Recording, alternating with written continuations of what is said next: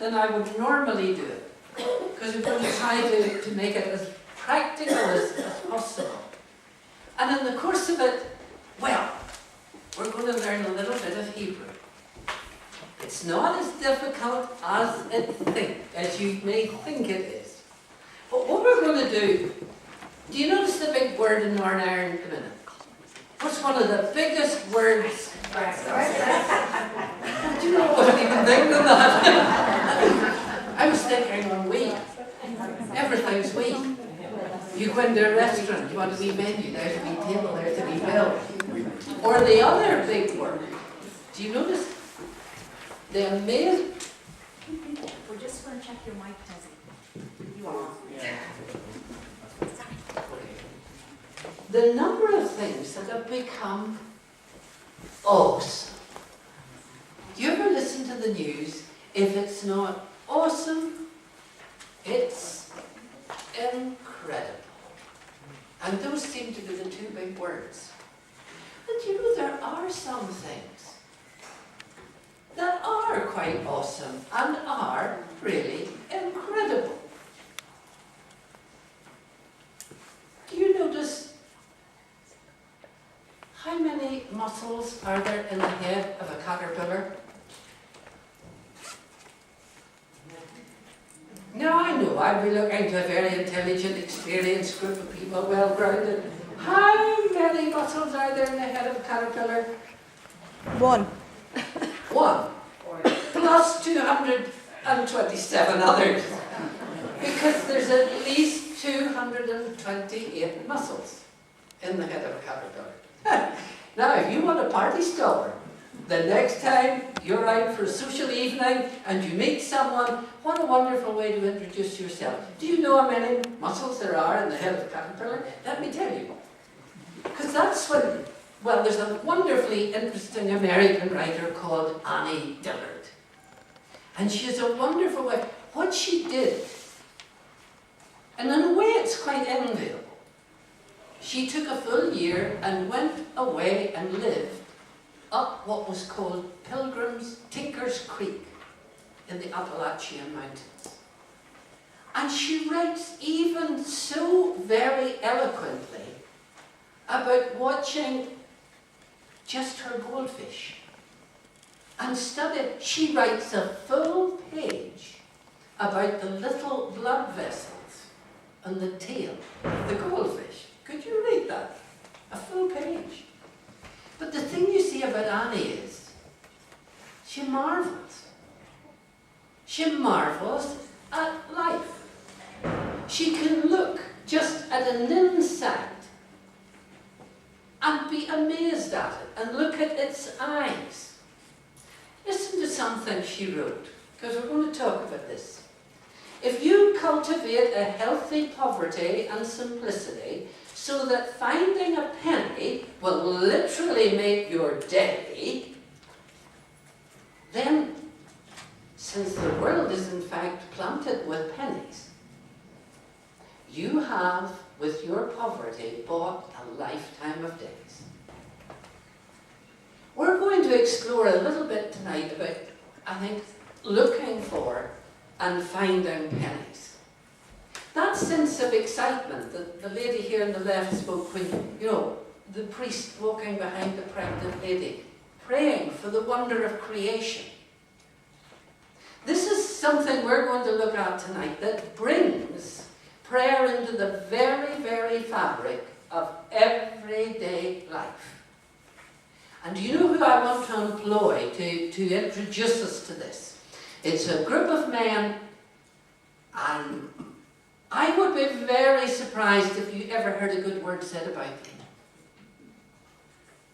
I very seldom, certainly from pulpits, have ever heard anything good about them. But I've spent a long time over the past number of years getting to know them a bit better, and do you know this? They have taught me an awful lot. They're called the Pharisees. You see, it's a word that it's almost synonymous with hypocrite. You know the way they'd be assessed in Northern Ireland? Look at your man. But actually, they're fascinating people And I'm only going to look maybe another time. Maybe another time we get to look at them in more depth. We could spend several weeks looking at them. But you see, one of the things they were very conscious of is that people wanted to be very holy when they went up to Jerusalem to the temple. That was great. They wanted to be near God there. But how could they become conscious of God when they get back home, out into the villages, up into the Galilee again, or down into the wilderness? How are you going to develop an awareness of God in everyday life? And you see, this is where I find these guys help me to enter into the department of the awesome. They just make life very awe-inspiring. And they make you sensitive. They make you aware, just as that priest was praying for the wonders of creation in that lady's womb, to begin to develop an eye, a sensitivity to the reality of God in our world today. A sense of awe. I think it's tragic today. I know, listen, my wife, my daughters, they tell me, you're getting a grumpy old man. But, you know, my grumpiness comes from a sadness that people are losing a sense of awe. They're spending their time virtual worlds on a screen, and they're losing the wonder of the world around them. Now, you ever stop and think about it this way? Can you imagine baby in the house? You're wanting to talk it, teach it to talk, right? Oh, what's an easy one? Dog. And you show it a picture. There's a dog, son. See the dog? See the dog? You're walking down the street, the dog barked. Do you hear the dog, son? That's a dog. And the neighbours, they've got, do you see the dog, son? Can you see the dog? And then one day you're walking up the street and the dog crosses over and all of a sudden, wee Jimmy says, dog! And you're straight home to Fort Granny. Oh, we've such a precocious child. Gee, he's a wonder, he's a verbal wonder, he's a genius, he's a dog! Now, how long does it take? You measure this. How long does it take before you're walking up the street again, you hear a dog, and Johnny says, dog! Will you be quiet, it's only a dog. How long does that take? Because a Norwegian writer, named Jossen Gardner, you know he wasn't from Ballymena. He writes that long before a child develops a sense of wonder, we have robbed them. We have robbed them of a sense of awe and wonder. Not tragic. I wonder sometimes when God looks at our world, does he ever feel, do these people not really appreciate what I've given them? You see, that's what the Pharisees did. They said, I want you to stop, and in their tradition, to stop 100 times every day. Now that sounds a lot, but we'll see in a minute, because it's not just mechanical. But to develop awareness through what are called the blessings. Now, a number of years ago, I started to pray a line from the Gerard Manley Hopkins poem. And that line is, Lord of life, send my roots rain. Lord of life, send my roots rain. That started for me a journey that took me in to the richness of the Jewish background of our faith. It took me into the world of Jesus to discover Jesus wasn't a little European. It took me back into the Galilee. It took me back into a Galilean village. It took me into a village where there were no churches. When you think about it, Jesus never was in a church. He never spoke English. And when you set him in his context, here he is as a Torah-observant, synagogue-attending Jewish villager who learned a trade while showing us the glory of God too. Now, as part of his life, he would have learned to punctuate his day with blessings. And it's these blessings, and I'm going to teach you a little bit about these blessings tonight, but I'm going to teach you in a way that you can take them away and use them. Because we're going to actually explore, well, this is the blessing, actually one of them, in Hebrew. It looks very complicated, but it's not. Trust me. I learned French in Ballymena from an Ahochel woman, and I went to Paris. I discovered in Paris they hadn't learned to speak French very well. It's different than the way I spoke. So don't be intimidated by a foreign language. We're going to learn. This in Hebrew says, Baruch atah Adonai Eloheinu melech haolam. We're going to learn that little bit. Because it becomes a beautiful form of prayer when we use it. Now, you don't want to say it in Hebrew, then we'll say it in English. But we're going to practice it just a little bit and focus our minds.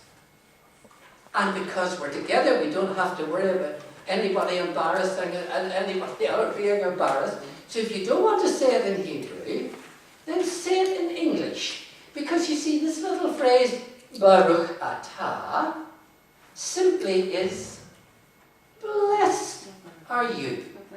So you choose what you want to say. And it doesn't matter if it sounds a little bit like Babel at first. But I want you to get used to the sound of this. Baruch atah.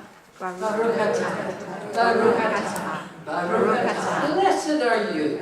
Blessed are you. Because that word Baruch actually derived from the Hebrew word meaning knee. Because you got on your knees to pray, to bless, or to receive a blessing. There's a rich history there. Atah, that's simply the Hebrew word for you. So what is it? Baruch atah. Baruch atah. Baruch atah. Now who are we addressing? He's called Adonai. Adonai, which is another way of saying Lord. This is the most holy name that was revealed, do you remember, to Moses at the burning bush? It's actually a name that to this day in Jewish tradition is not pronounced. So they will write it, but they will always say, instead of pronouncing the unpronounceable name, they will say Adonai, Adonai, Lord, Adonai, Adonai, Lord. It's a honorific title as well as a specific title. So let's try it again. Baruch atah Adonai. Baruch atah Adonai. Blessed are you, Lord. Blessed are you, Lord. Goes on a little bit because it builds on this. Lord, which is, it's like learning, well, this is a very particular name. Do you remember falling in love with somebody and the first thing you want to know is, what's their name? Got to get their name. Well, you see, Adonai will be kind of the personal name. You approach, you use the personal name. And then there's a more general title, Eloheinu. Eloheinu. Eloheinu. Our God. Eloheinu. Our God. So let it flow together now. Baruch atah Adonai Eloheinu. Can you try it now with we'll try it a couple of times reading it, and then try it with your eyes closed. Okay? Baruch atah Adonai Eloheinu. Baruch atah Adonai Eloheinu. Close your eyes. Baruch atah Adonai Eloheinu. Spoken like fluent. Fluent Galileans. Okay, Baruch. So blessed are you, the Lord our God. There's only 2 more words to come. So it's not that difficult. But these, oh my, these are very powerful words. Very powerful words. Melech ha'olam. Melech is the Hebrew word for king. Olam, do you know this? There is no English equivalent for it. It is something so vast. It involves time and space. But you see the declaration here? King of the universe. We're talking to a king. Melech, Melech, Melech ha'olam. Just let it flow from you. Melech ha'olam, Melech ha'olam. And so it flows. How is it again? Baruch atah Adonai Eloheinu melech haolam. Baruch Atah Adonai Eloheinu melech haolam. That begins every one of these blessings. Now we're not playing at being Jewish.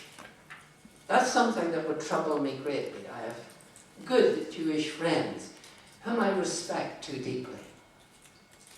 But what I've discovered is that the older I get, the more I become aware of my indebtedness of entering into a line of promise that begins with Abraham and has come to us through a Jewish Lord. So we're not pretending to be Jews. We don't have to become Jews to pray. We don't have to speak Hebrew to pray. But it's one of those things that while we don't have to, if we come in the right frame, with an open heart and an open mind, and we're prepared to listen, oh, it's wonderful what we can actually discover. So it's in that spirit we actually come, just to tap in, and you begin to think, this is how Jesus could have prayed. Now, it's one thing in our school of prayer to be thinking, and rightly and appropriately enough, to be praying to Jesus. But do we ever stop and think, how did he pray? Because the scriptures tell us he prayed. So, as he would have, tried to think his way into his world, look at this phrase. It's one of these lovely kind of doorways that allows us to enter his world. So can we just try it again a couple of times? Because I want you to think about what we're doing. We're going to do Baruch atah Adonai Eloheinu melech haolam. Baruch atah Adonai Eloheinu melech haolam. You see, once you get into the feel of that, you can actually pray anywhere. Early morning in Tel Aviv, here's a lady beginning her day with prayer, using the prayer book, standing, bathing her feet, and actually praying. Could you imagine doing that in Port Stewart in the winter morning?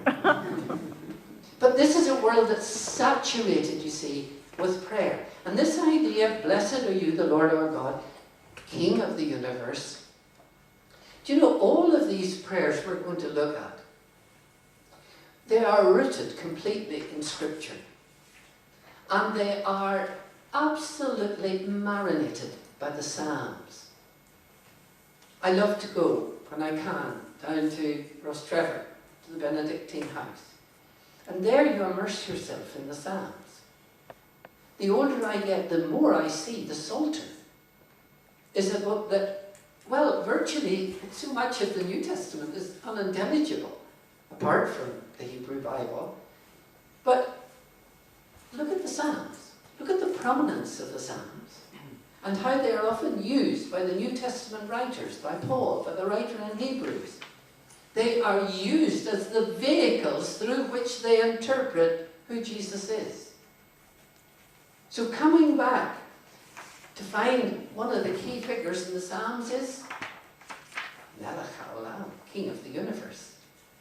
Because in Jewish tradition they say, a blessing wherein the kingdom of heaven is not mentioned is no blessing, for it is said, I will extol thee,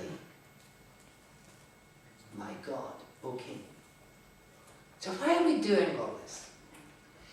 Well, I'll tell you why. Why are we spending so much time just on these little phrases?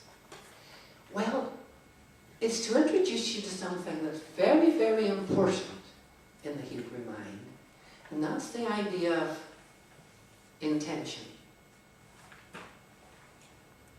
concentration. It's called Havana. Now, if you want to see concentration, you watch a golfer. You watch somebody playing snooker. Do you see the concentration? Is that the concentration somebody would see in us when they see us praying?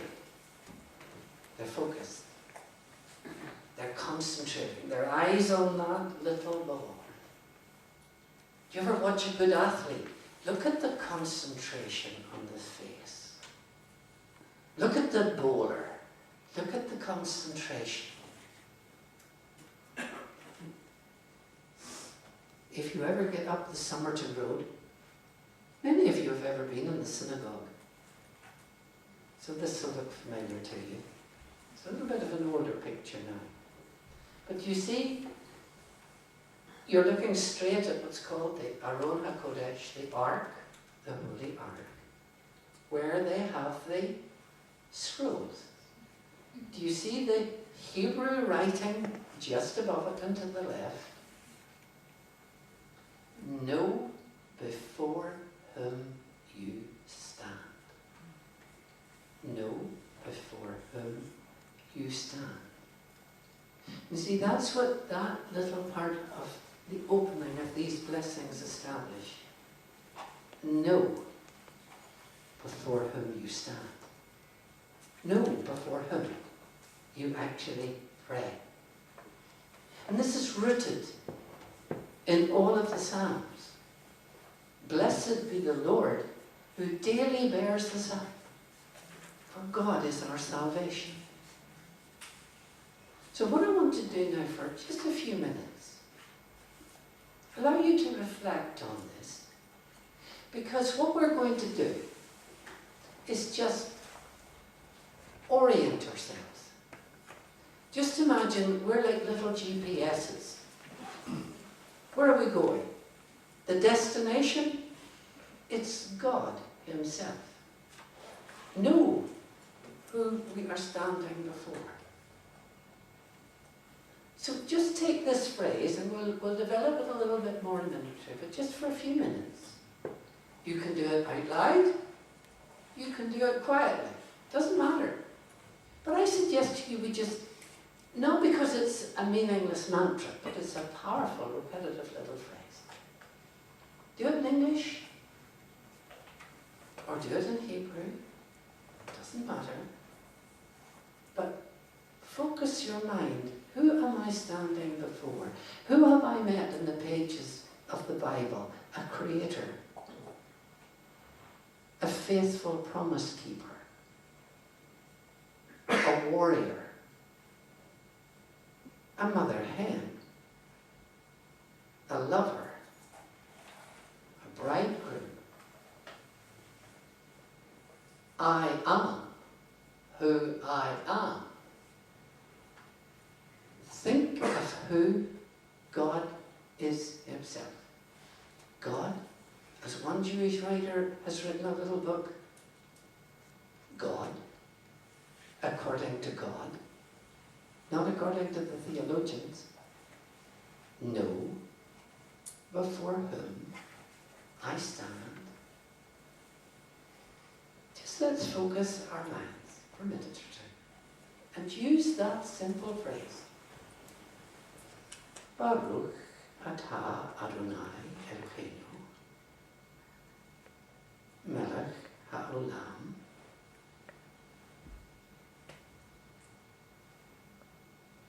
blessed are you, the Lord our God, King of the universe.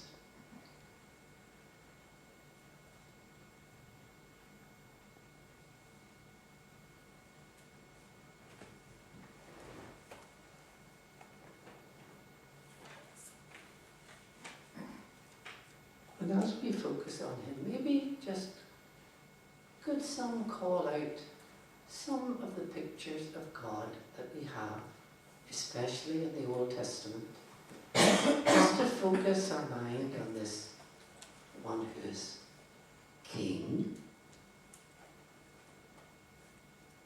Are there other images that you can draw on?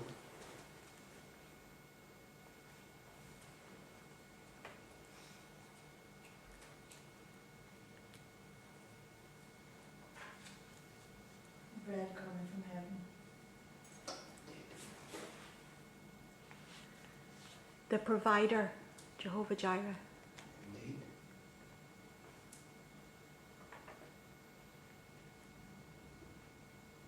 My Lord is like a young star gleaming over the rocks. Yes. A tremendous lover.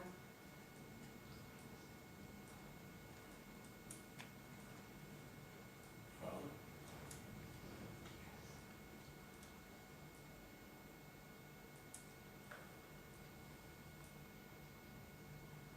A shepherd tending his sheep.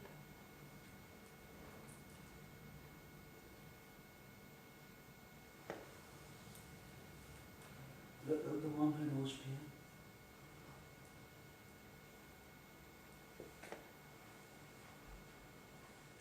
The rock of our salvation.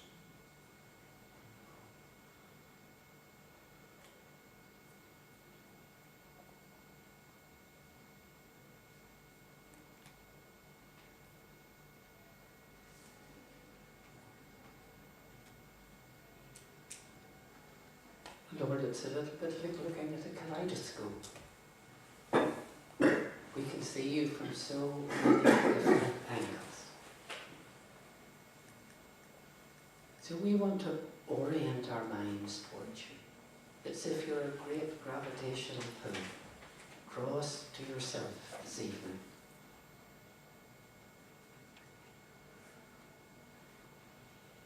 Because we can all say together, Baruch Atah Adonai Eloheinu Melech HaOlam. Blessed are You, Lord our God, King of the universe.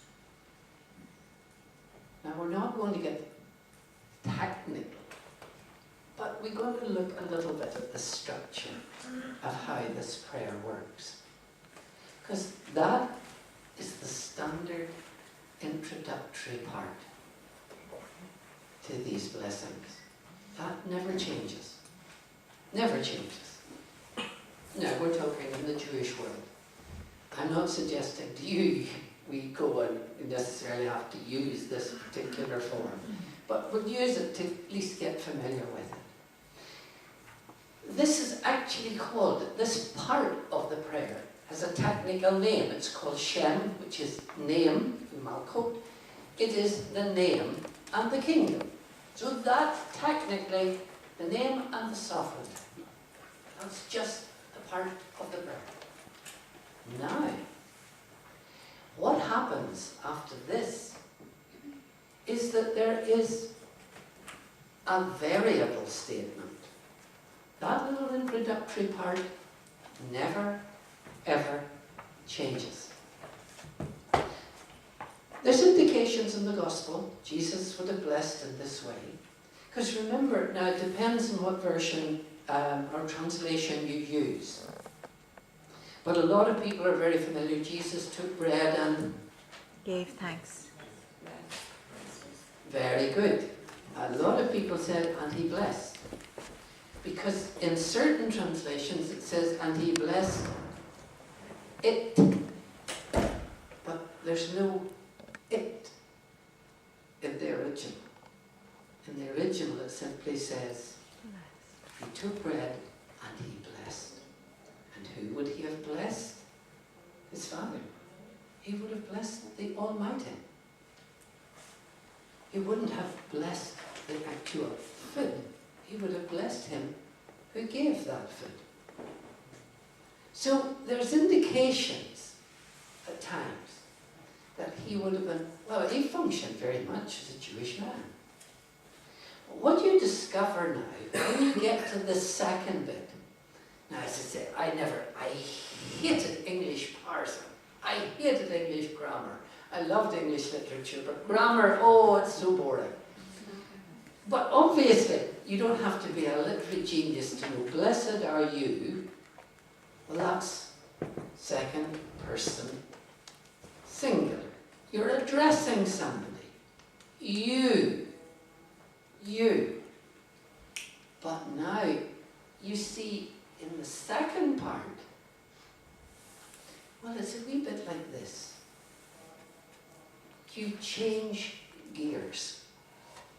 And this is where these blessings profoundly challenged me when I started to look at them. Because how many people, when you think of praying and going through the gears, there's a lot of people, in a sense, they actually, well, think about it this way, if you were going through the first 3 gears. First person, well, a lot of people never get out of first gear. And first gear is about I, me, my. And a lot of kind of modern singing is very much about I, me, or my. Do you know, if we had time and we were to go through the Jewish prayer book, because they have quite a major prayer book, the one I have is about 400 pages, there's hardly an I, or a me, or a my that's in it. It's all about us, our. Do you remember the way Jesus himself taught his disciples to pray? Our Father, not my Father, our Father. Give us, forgive us. See, that's the ultimate, you know, in a sense, he would be very much at home in Northern Ireland, because it was a wee prayer. It was a wee prayer, because it's about us and us. But a lot of praying never gets out of first person. Now you see this blessing. See the first thing it does? Immediately starts in second gear. Blessed are you. We know him before we stand. Know him before you stand. So it's straight to you. Then we immediately go up into third gear. And we go into the third person. Remember this from grammar? Second person is you. Third person, he or she or it. So you move up, the third person is making a great declaration.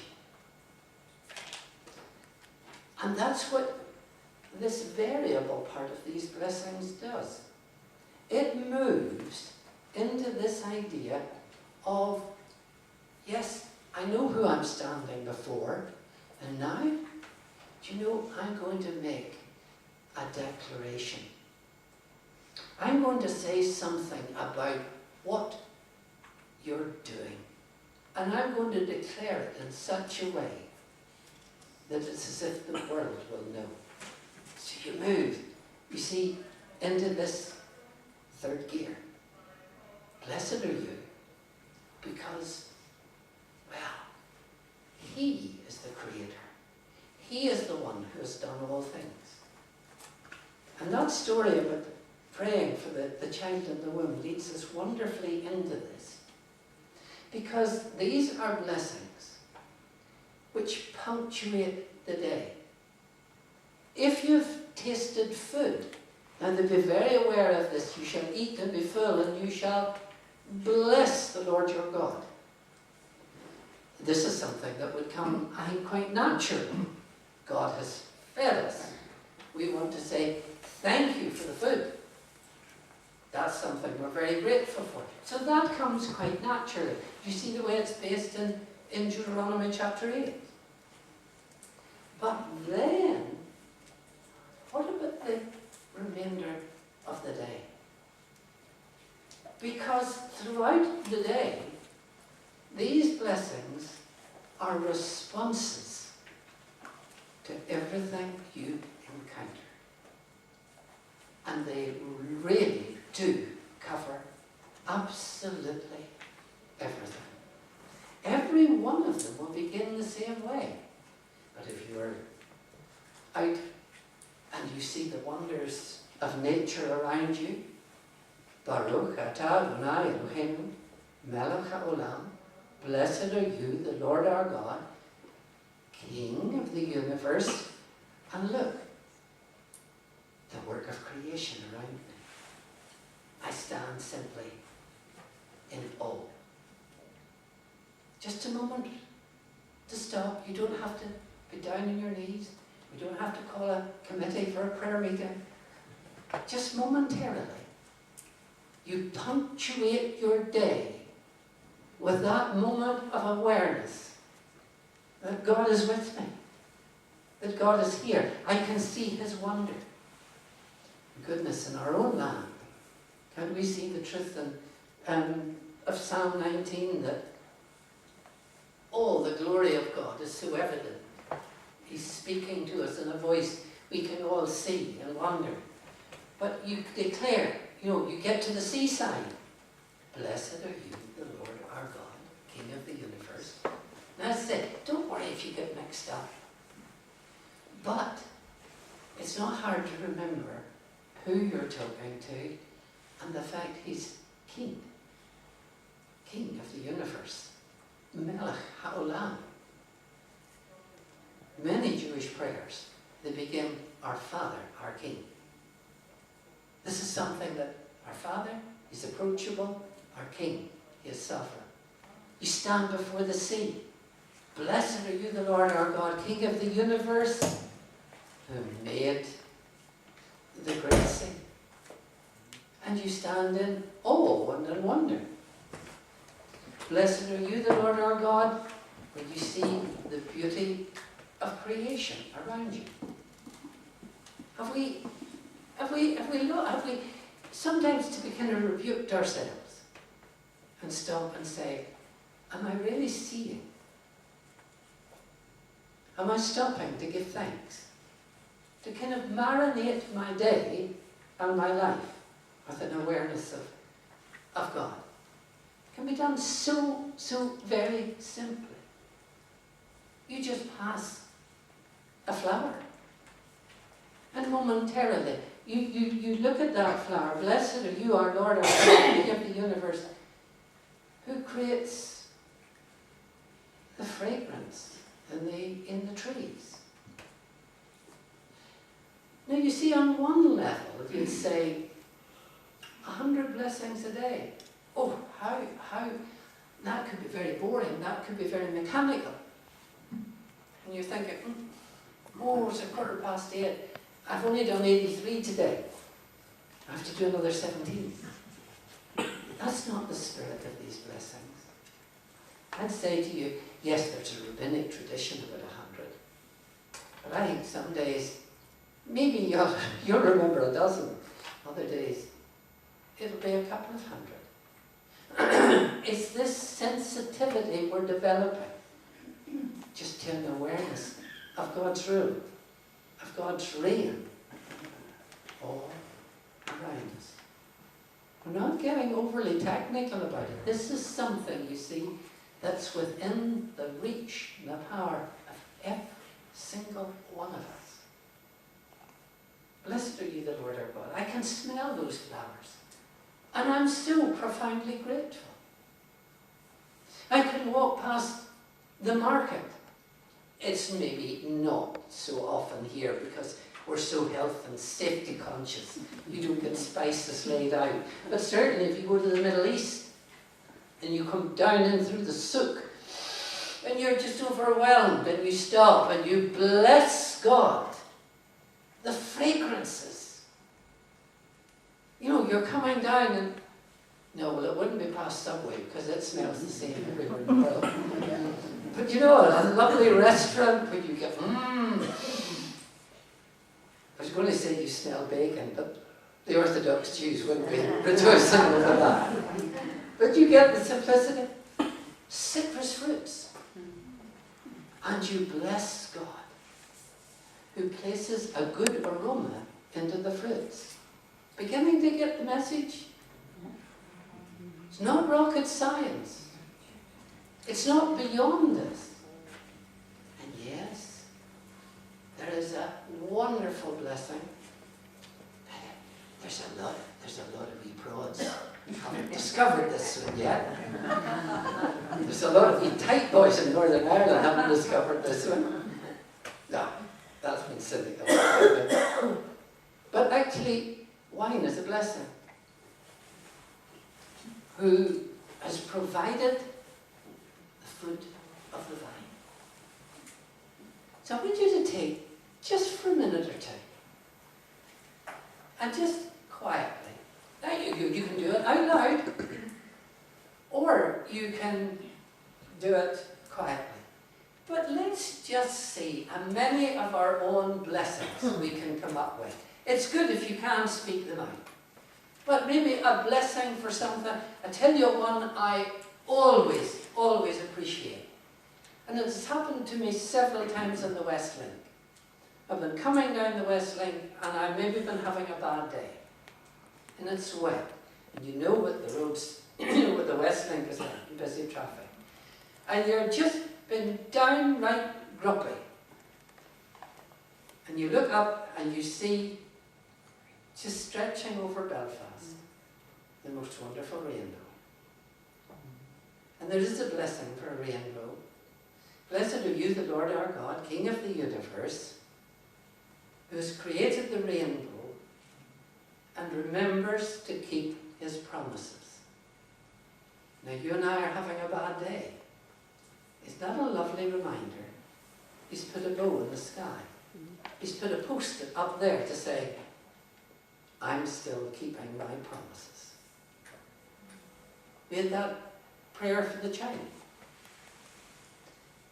Let's spend a little time praying together. And as you yourself feel comfortable, let's preface our blessing and the cause for our blessing. Blessed are you, the Lord our God, King of the universe, and for whatever. Let's rejoice with each other in some of these blessings. Let's take time to pray.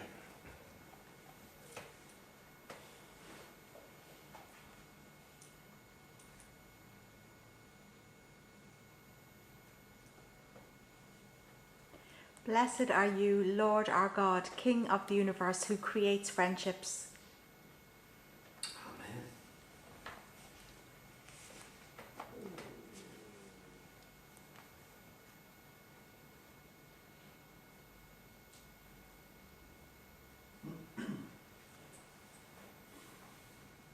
Blessed are you, our God, King of the universe, who gives us men to keep our streets clean by brushing and emptying the waste. Amen.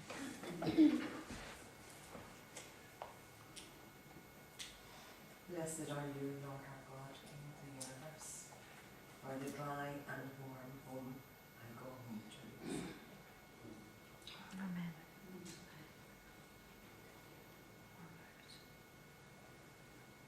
Let's all use that one Hebrew word everybody knows. Amen. Let's heartily say amen at the end of each prayer, shall we? Because it really means we as a group heartily agree with what's just been said. So let's practice our Hebrew, and after every individual prayer, let's try and say it together again. Amen. Amen. Amen.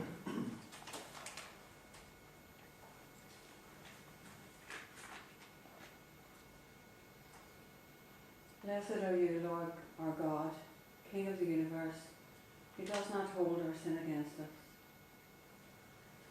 Amen.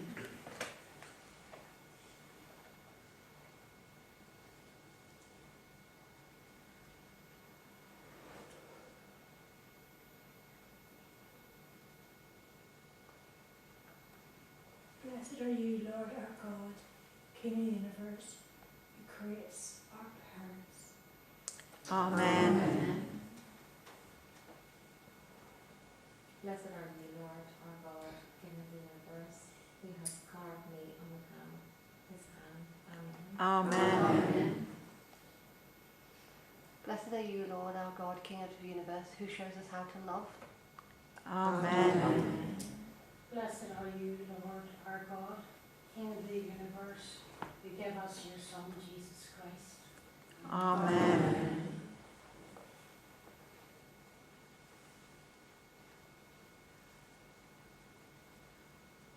Blessed are you, the Lord our God, King of the universe, who lets us share in nurturing your creation. Amen.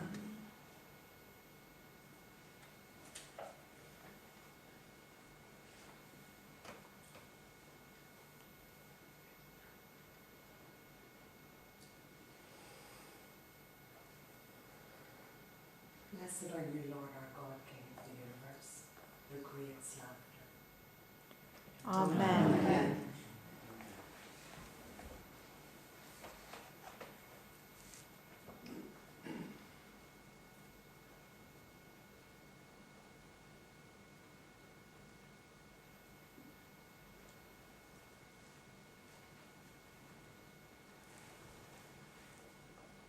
Blessed are you, Lord our God, King of the universe, who creates snowdrops and crocuses at this dark time of the year.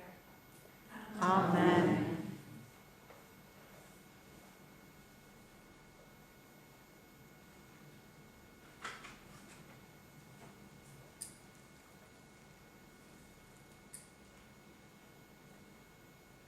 Blessed are you, Lord our God, King of the universe, who creates each new day so that we may start afresh.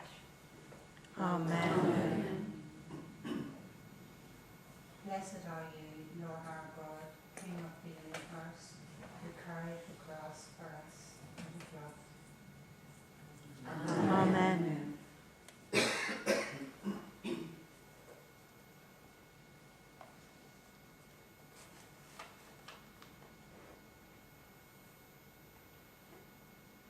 Blessed are you, Lord God of the universe, who teaches us a prayer, drives out all fear. Amen.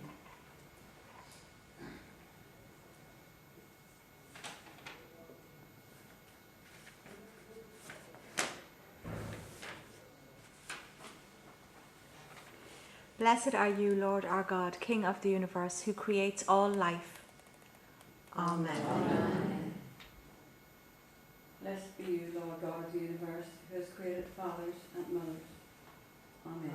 Amen. Blessed are you, Lord, our God, King of the universe, who has given us our children. Amen.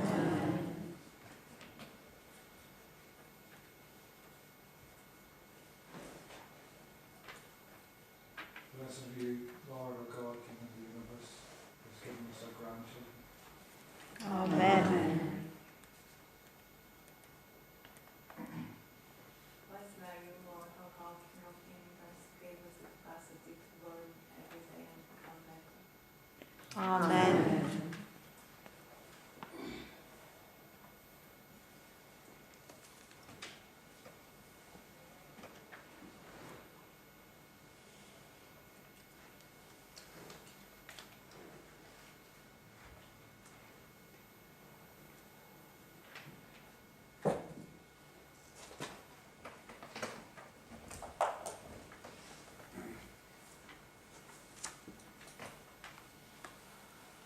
Blessed be you, O Lord our God, King of the universe, who has given us priests of the order of Melchizedek.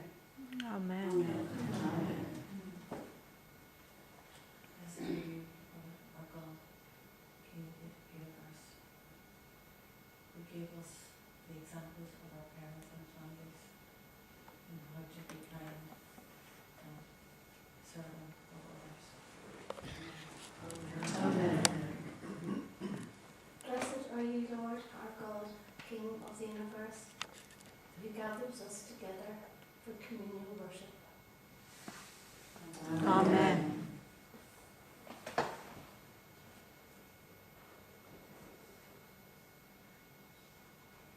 Blessed are you, Lord our God, King of the universe, who created all things, both visible and invisible.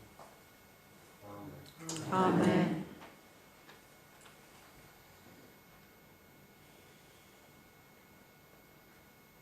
Wonderful.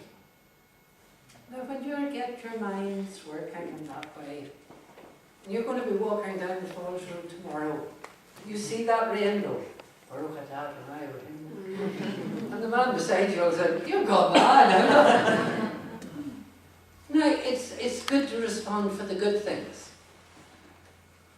That's natural. That's easy. And there is a blessing when we've experienced good things. Blessed are you, the Lord our God. Sometimes they will say, instead of Lord, they'll say the name, Hashem. Who is good and does good.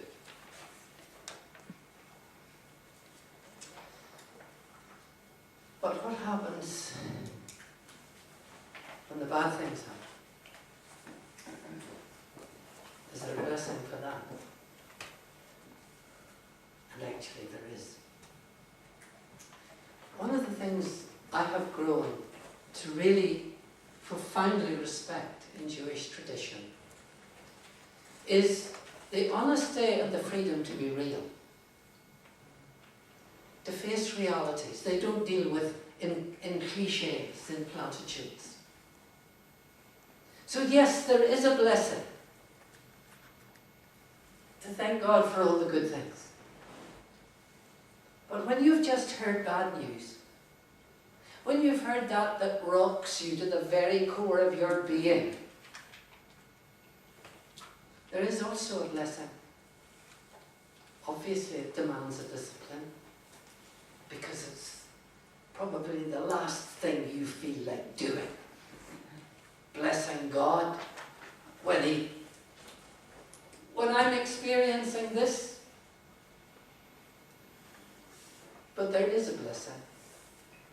And it's actually a blessing that takes you back to stand with another man who was completely mystified with what God was doing. That takes you back to stand with Abraham. Do you remember that story way back in Genesis? When he's mystified. Do you remember between Sodom and Gomorrah and he's wrestling with God? Maybe there are 50 good people. You're going to wipe this out. Maybe there are 50, maybe there are 40. Maybe there's 30. Basically Abraham's saying, do you know what you're doing? And then you get that wonderful, wonderful statement in the midst of it.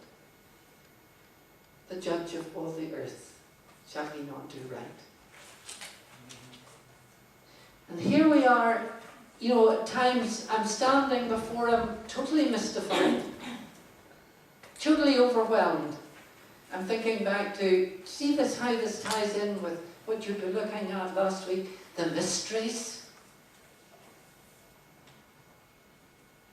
If I introduced Fola to Heschel, Fola introduced me to Etty Hillesum, a Dutch Jewess who recorded her remarkable thoughts in the months leading up to her death in Auschwitz. And I just had come to a point the other morning where I've been kind of sharing experiences or journeying with, I think, about 5 different people who are terminal. And Etty said about a lady coming to her, she said, her husband had just died. And the way her friend put it to her, he said, I think God has moved me up a class to another level. But I'm still swamped by the size of the desk. Isn't that a wonderful picture? When you get those experiences where you think, the learning, it's overwhelming. You see, you've got this blessing. Blessed are you, the Lord our God, King of the universe. I am mystified, I am puzzled, I am possibly even angry. But surely the judge of all the earth must do right. I trust you in the middle of it. It's the same with seeing the rainbow. It's that reassurance that irrespective of how I feel or how it appears, actually, I'm relying on who God is. And what have I just declared? You are Melech HaOlam. You are King of the universe. And how does the scriptures end? About a declaration of his kingdom. When it declares the kingdom of this world will become the kingdom of our Lord and his Christ. And they will reign forever and ever. He is King. And that's the reassurance when we get those things that rock us. and that shake us. And without in any way being indelicate now, because there's a lot of sensitivity about language. But when we meet those people who in one way or another are severely challenged, those people who maybe have one side of the face a rather disfiguring birthmark, those people who in one way or another, they don't fit the template of the front of Vogue magazine, or they've been born without a limb, those people who in one way or another are not what the rest of the world, as it were, calls normal. Do you know there's a blessing? Where many will stop and either gape, or they just rush by, or they don't know how to cope. Blessed are you, the Lord our God, King of the universe, who makes the creatures different. Did that child ask to be born that way? Did that person ask to have that on their face? Blessed are you, the Lord our God, King of the universe, who makes the creatures different. And I'll leave you with another blessing. It's actually one that I've actually seen people walk out of church. We talked about this one. They leave after a kind of a corporate but there's actually a blessing, and I say this with the greatest of delicacy that I possibly can, not being insensitive, but there's a blessing when you've been to the bathroom. Blessed are you, the Lord our God, King of the universe, who makes us with openings and cavities in our bodies that are open when they should be open and shut when they should be shut. Now I know it always draws a little bit of humour. And then I stopped laughing when I watched my grandfather, then my father, both robbed of their freedom, their independence, their dignity, through prostate cancer. And I realised, hey, at 66, ooh, you're a candidate, the doctors say. You're a prime candidate. So when I pray that, is that irreverent?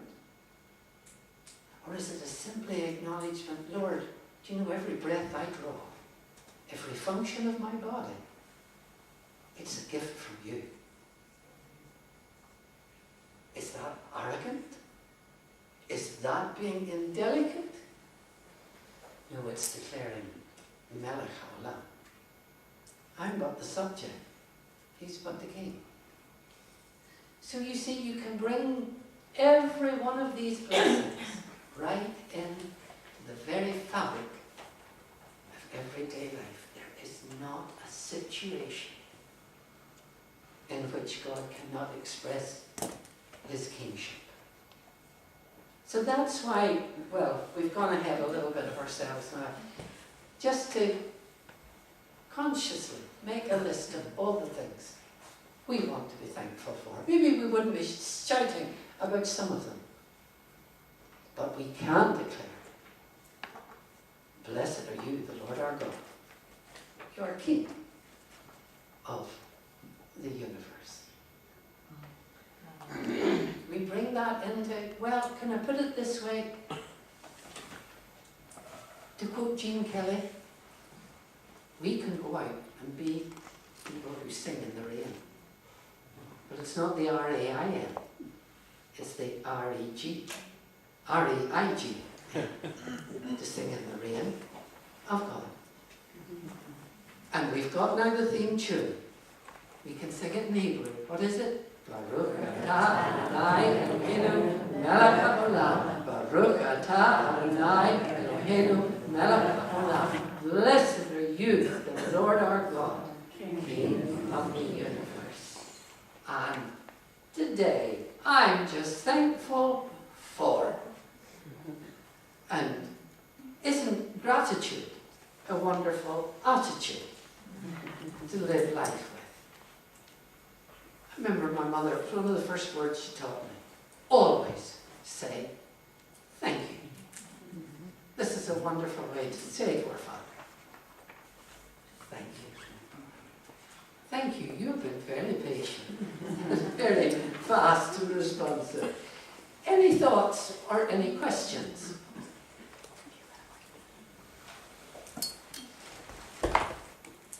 Feel very free at all. Any question or anything. We've just tried to introduce very gently a vast subject. Oh, I leave you with one thought from Ola mentioned Abraham Heschel. Isn't this a lovely way to put it? To pray.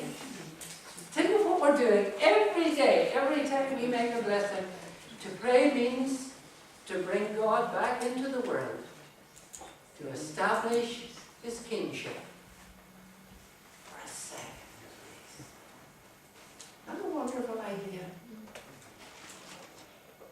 Or to put it another way, the insights of wonder must be constantly kept alive.